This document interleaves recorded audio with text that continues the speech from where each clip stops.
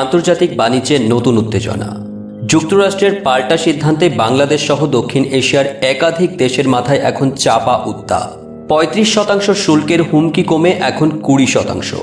কিন্তু এই ছাড়ের আড়ালে কি লুকিয়ে আছে বড় কোনো রাজনৈতিক খেলা? ২০২৫ সালের ১ আগস্ট হোয়াইট হাউস থেকে প্রেসিডেন্ট ডোনাল্ড ট্রাম্প স্বাক্ষর করলেন এক চমকপ্রদ নির্বাচনী আদেশ।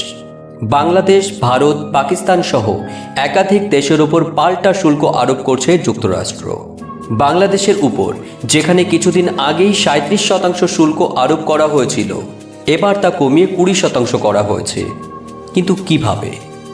2 এপ্রিল ২০২৫ যুক্তরাষ্ট্র অভিযোগ তোলে বিভিন্ন দেশের সঙ্গে বাণিজ্য ঘাটতির কারণে আমেরিকার অর্থনীতি ক্ষতিগ্রস্ত হচ্ছে এবং এই অভিযোগের ফলেই পাল্টা শুল্কের প্রথম ধাপ। বাংলাদেশের ক্ষেত্রে সেটা ছিল ৩৭%, কিন্তু প্রতিবাদ আর আলোচনার চাপে ৯ এপ্রিল ৩ মাসের জন্য এই শুল্ক স্থগিত করা হয়। ৩১ জুলাই ছিল সেই সময়সীমার শেষ দিন। ঠিক সময় শেষ হওয়ার আগেই ঢাকা থেকে এক উচ্চ পর্যায়ের প্রতিনিধি দল উড়াল দেন আমেরিকার ওয়াশিংটনের উদ্দেশ্যে।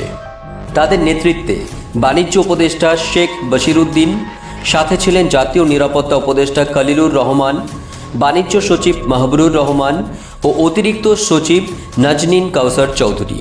টানা ৩ দিন মার্কিন বাণিজ্য প্রতিনিধিদের সঙ্গে রুদ্ধদ্বার বৈঠক চলে এবং অবশেষে 1 আগস্ট সকালে আসে ঘোষণা ২০% শুল্ক।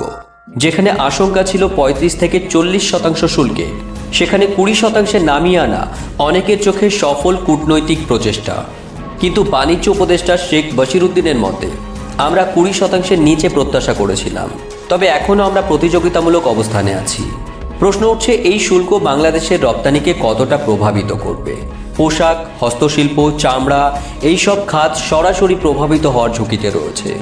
এই শুল্ক নীতি শুধু বাংলাদেশের জন্য নয়, ভারতের ওপর ২৫%, পাকিস্তান ১৯%, শ্রীলঙ্কা ২০%, এমনকি মায়ানমারের ওপর ৪০% শুল্ক বসিয়েছে আমেরিকা। বিশ্বজুড়ে তৈরি হয়েছে এক ধরনের বাণিজ্যিক অস্থিরতা। বিশেষজ্ঞরা বলছেন, ট্রাম্পের এই পদক্ষেপ শুধুই অর্থনৈতিক নয়, বরং কূটনৈতিক চাপ সৃষ্টির হাতিয়ার। সামনে এখন কি অপেক্ষা করছে? বাংলাদেশ সহ উন্নয়নশীল দেশগুলোকে এবার ভাবতে হবে, শুধু যুক্তরাষ্ট্রের উপর নির্ভরশীলতা কতটা নিরাপদ। বিশ্ববাজারে টিকে থাকতে দরকার বিকল্প বাজার, উচ্চ মানসম্পন্ন পণ্য এবং আরও কৌশলী বাণিজ্য নীতি।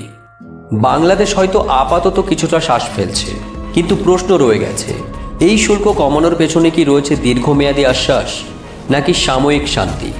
এই পরিস্থিতির শেষ কোথায় তা নির্ভর করছে আগামী সপ্তাহগুলোর কূটনৈতিক দক্ষতার ওপর। এ বিষয়ে আপনার ব্যক্তিগত মতামত কি অবশ্যই কমেন্টে জানান। আপনি দেখছিলেন দ্য ডার্ক বাস্তব, যেখানে বাস্তব খবর হয়ে ওঠে রুদ্ধশ্বাস গল্প।